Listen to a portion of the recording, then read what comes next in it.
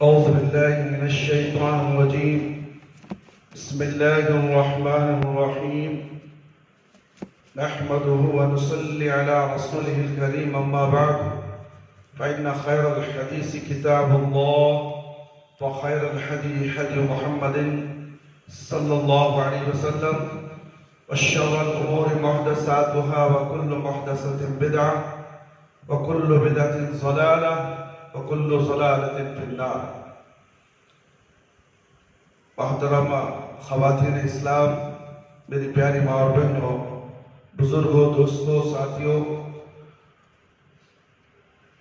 مسائل خواتین اسلام کے تعلق سے 4 دروس ہو چکے ہیں، اور نماز کے تعلق سے، نماز کے مسائل کے تعلق سے 4 پارٹ ہو گئے. یہ 5واں ہے. کیا عورت کے لیے نقاب اور دستانوں میں نماز ادا کرنا جائز ہے؟ فضیلت الشیخ محمد بن صالح الحسینی رحمہ اللہ سے سوال کیا گیا، کیا عورت کے لیے نقاب اور دستانوں میں نماز ادا کرنا جائز ہے؟ اس کا جواب یہ ہے، جب عورت اپنے گھر میں نماز پڑھتی ہو یا ایسی جگہ میں جہاں اس پر محرم کے علاوہ کسی دوسرے کی نظر نہ پڑے، تو اس کے لیے مشروع ہے کہ چہرہ اور دونوں ہاتھ ہتھیلیوں کو کھول کر نماز ادا کرے، تاکہ پیشانی، ناک اور دونوں ہتھیلیاں سجدے کی جگہ پر بغیر حائل کے پڑے. لیکن جب وہ ایسی جگہ نماز پڑھے جہاں اس کے ارد گرد غیر محرم افراد موجود ہوں، تو اس کے لیے چہرہ چھپانا ضروری ہے، کیونکہ غیر محرم سے چہرہ ڈھانپنا واجب ہے. اس کے سامنے اس کا کھولنا جائز نہیں ہے. جیسا کہ اس کتاب اللہ، سنت رسول صلی اللہ علیہ وسلم اور صحیح عقل و فکر و دلالت کرتی ہے، اس حقیقت کا کوئی عقل مند آدمی انکار نہیں کر سکتا، چہ جائے کہ کوئی ایماندار اس کا انکار کرے. دستانوں کا ہاتھوں میں پہننا مشروع عمل ہے. صحابہ کرام رضی اللہ عنہم کی بیویوں کا ظاہر و باہر عمل ایسا ہی تھا. اس کی دلیل یہ ہے کہ نبی کریم صلی اللہ علیہ وسلم نے فرمایا، احرام والی عورت نہ نقاب لگائے اور نہ دستانے پہنے. یہ حدیث اس بات پر دلالت کرتی ہے کہ صحابیات رضی اللہ عنہن کی عادتوں میں سے یہ عادت دستانے پہننا بھی تھا. اس بنا پر عورت کے لیے کوئی حرج نہیں کہ نماز میں دستانے پہنے، خاص کر جبکہ اس کے ارد گرد اجنبی لوگ ہیں. جہاں تک چہرہ چھپانے کا تعلق ہے تو بحالت قیام یا بحالت جلوس چھپائے رکھے، اور جب سجدہ کرنا چاہے تو چہرہ کھول لے تاکہ پیشانی سجدہ گاہ سے مست ہو جائے.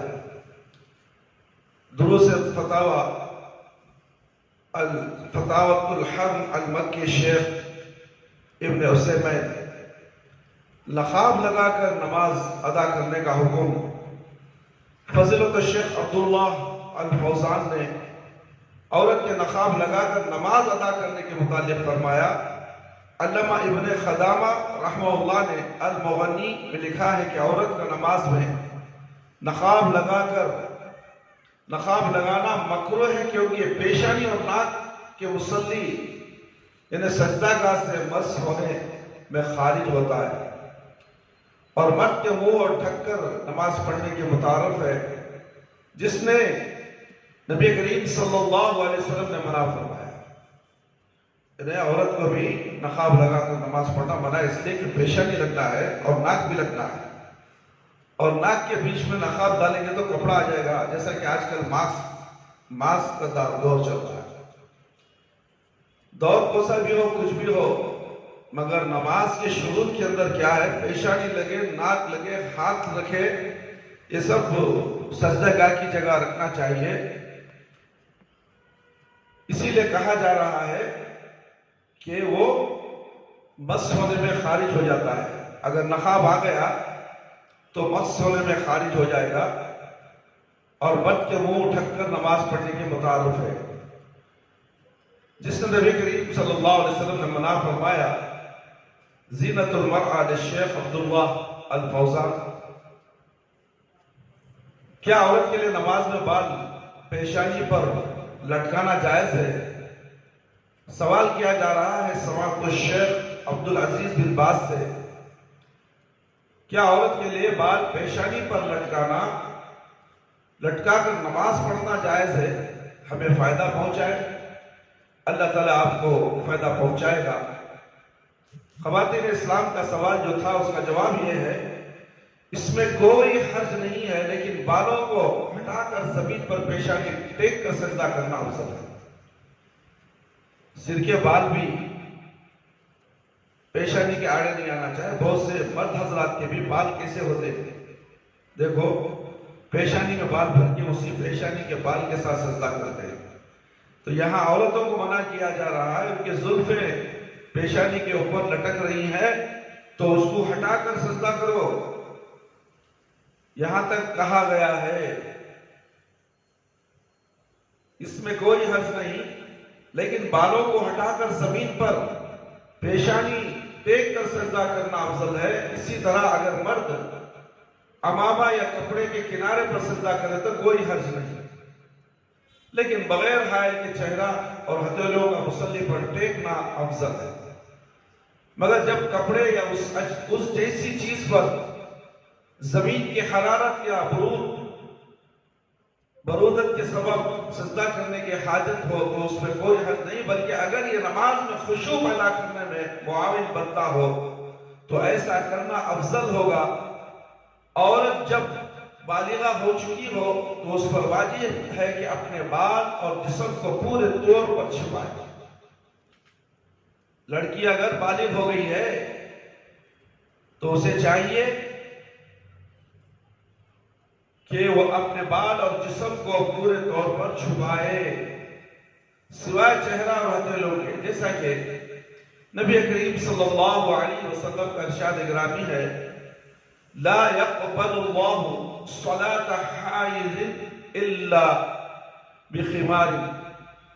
اللہ تعالیٰ بالغہ عورت کی نماز بغیر خمار یعنی دوپٹے کے قبول نہیں کرتا، اور یہاں حائض سے مراد بالغہ عورت ہے۔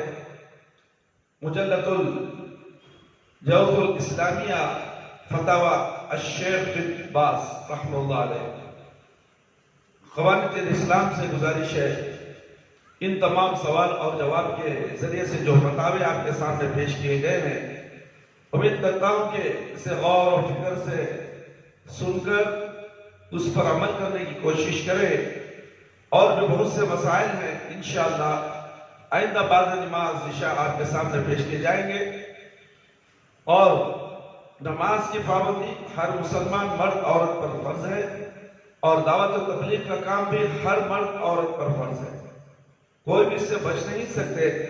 اور جتنی باتیں سوال و جواب کے ذریعے سے خواتین اسلام کو معلوم ہوتی ہیں، وہ اپنے رشتہ داروں میں، اپنے سہیلیوں میں اس کی تبلیغ کریں، تاکہ جسے علم نہیں ہے اسے بھی علم ہو جائے کہ نماز کے اندر کیا آداب ہیں، کیا مسائل ہیں۔ ان تمام کا جاننا ہر مسلمان عورت کے لیے فرض ہے۔ نماز ایسی پڑھے جیسے کہ اللہ کے نبی صلی اللہ علیہ وسلم نے نماز پڑھی ہے۔ مرد کی نماز عورت کی نماز الگ نہیں ہے۔ صلو کما رأیتمونی اصلی، اللہ کے نبی صلی اللہ علیہ وسلم نے یہ حدیث پڑھ کر سنائی۔ اللہ کے نبی صلی اللہ علیہ وسلم کی حدیث ہے، اللہ کے نبی فرما رہے ہیں کہ نماز ایسی پڑھو جیسے میں نماز پڑھتا، مجھے نماز پڑھتے ہوئے دیکھا ہے۔ تو اللہ کے نبی صلی اللہ علیہ وسلم کو نماز پڑھتے ہوئے کس نے دیکھا؟ صحابہ اکرام رضی اللہ عنہم نے دیکھا، اور وہ نماز تا قیامت تک نماز ہے۔ اور اللہ کے نبی صلی اللہ علیہ وسلم نے یہ نہیں کہا کہ یہ مرد کی نماز ہے عورتیں الگ طریقے سے نماز پڑھیں، ایسی کوئی حدیث قیامت تک آپ ڈھونڈ کر نہیں لا سکتے۔ تو اس لیے عورتوں کو الگ نماز پڑھانا، مردوں کو الگ نماز پڑھانا، یہ سب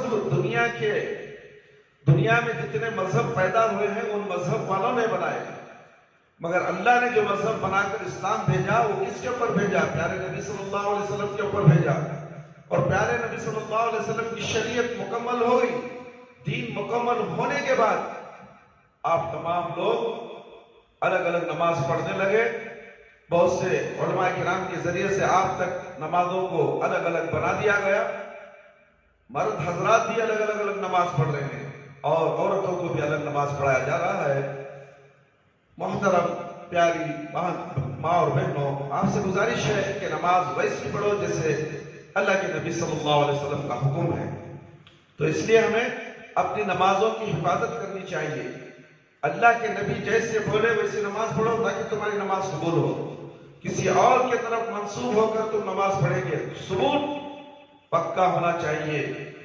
بخاری، مسلم، ابن ماجہ، بہت سے احادیث ہے، بیہقی ہے، ترمذی ہے، ان تمام احادیث کا حوالہ لو۔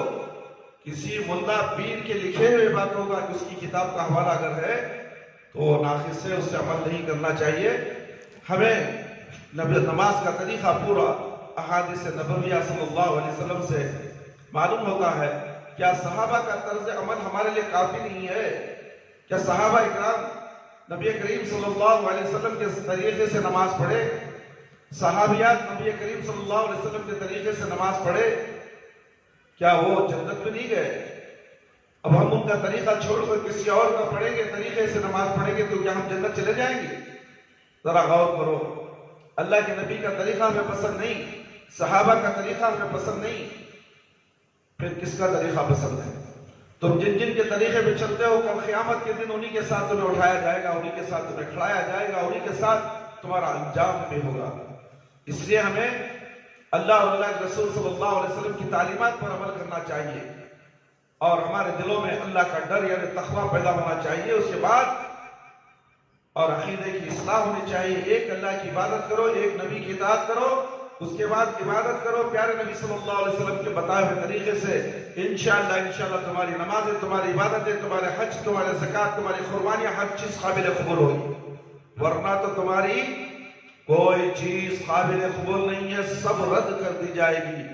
اللہ تعالیٰ سے دعائیں کہ اللہ تعالیٰ مجھے اور آپ تمام کے تمام باتوں کو سن کر اس عمل کرنے کی توفیق عطا فرمائے۔ اللہ تعالیٰ میرے اور آپ کے صغیرہ کبیرہ گناہوں کی مغفرت فرما دے، قبر کے عذاب سے بچا لے، جہنم کی آگ سے بچا لے۔ اے اللہ ہم سب کو 5 وقت نمازی بنا دے، وقت پر نماز پڑھنے والا بنا دے۔ اے اللہ پیارے نبی صلی اللہ علیہ وسلم کی سنت کے مطابق نماز پڑھنے والا بنا دے۔ اے اللہ تو رحم کرنے والا ہے، ہم سب پہ رحم فرما۔ ہمارے والدین رشتہ دار جو اس دنیا سے جا چکے ہیں، اللہ اگر قابل رحم قابل مغفرت ہے تو اللہ ان کی مغفرت فرما دے۔ اے اللہ قبر کے عذاب سے بچا لے، جہنم کی آگ سے بچا لے، قبر کے سوالات بالکل آسان فرما دے، قبر کی تاریکی کو روشنی بدل دے، میدان حشر میں رسوائی سے بچا لے۔ اے اللہ ہمیں موت دے تو ایمان کی حالت میں موت دے، جب ہماری روح ہمارے جسم سے نکلے تو اے اللہ ہماری زبان پر کلمہ لا الہ الا اللہ محمد رسول اللہ جاری رہے۔ ربنا آتنا فی الدنیا حسنۃ وفی الآخرۃ حسنۃ وقنا عذاب النار۔ ربنا ظلمنا انفسنا وان لم تغفر لنا وترحمنا لنكونن من الخاسرین۔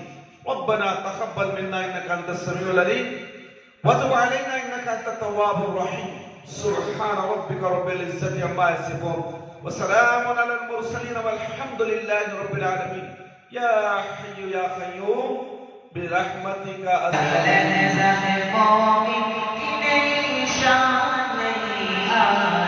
تعليما